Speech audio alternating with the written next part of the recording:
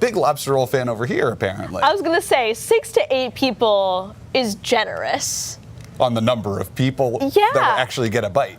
Because, yeah, if you're like, okay, well, I want like a little piece, then maybe. Yeah, but if you're hungry and you need a meal, it's a very expensive meal. I think Dana is feeling confident in her ability to seize the moment here and eat the entire lobster roll. Or at least share it with one other person, not 6 to 8. Yeah, 4 pounds of lobster I might have to lay down after that. I definitely have to lay down after that. Oh my goodness. Let's shift our focus to the weather, because there were some strong thunderstorms that you were tracking over sort of the northern portion, or middle to northern portion of the state. Yes, so the thunderstorms that we have inland, the fog that we have on the coast, it's all related to the humidity. Yep. So the humidity for the past couple of days has been incredibly high. Our dew points are in the 70s, downright tropical. This is a very moist air mass. There's a lot of water in it. Again, that contributes to the fog along the coastline and some of the thunderstorm fuel that we're seeing in the mountains and areas of northern Maine today. We have had a couple of severe thunderstorm warnings. The main thing that we're watching with this line of storms, though, is the amount of water that they have access to, meaning they can drop a lot of rain in a relatively short period of time. This could cause some flooding concerns.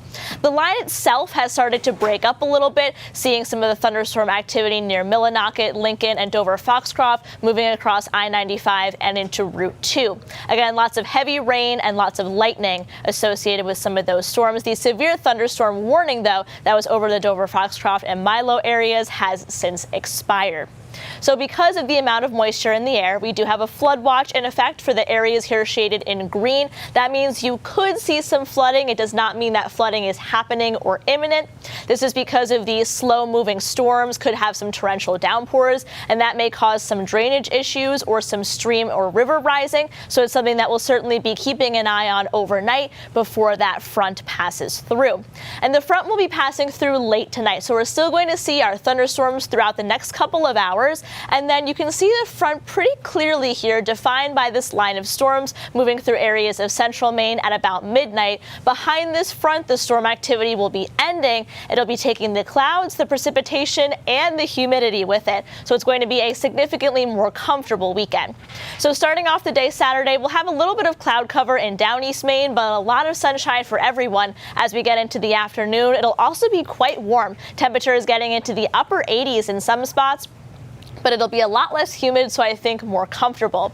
And then on Sunday, we'll have a mixture of sun and clouds. Some showers may move into areas of northern Maine, but most of the state here is going to remain dry throughout the day Sunday until we have our second front of the weekend coming in, and that will come in after dark on Sunday into early Monday morning, bringing in some more scattered showers and thunderstorms. But behind the front that we see tonight, take a look at the change in the dew points. It's almost like a sigh of relief going back to much more comfortable weather for this time of year.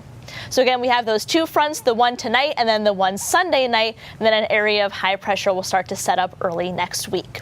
Marine forecast sees 2 to 4 feet. Water temperature, it's up to 60 now. It was at 58 during our last half hour.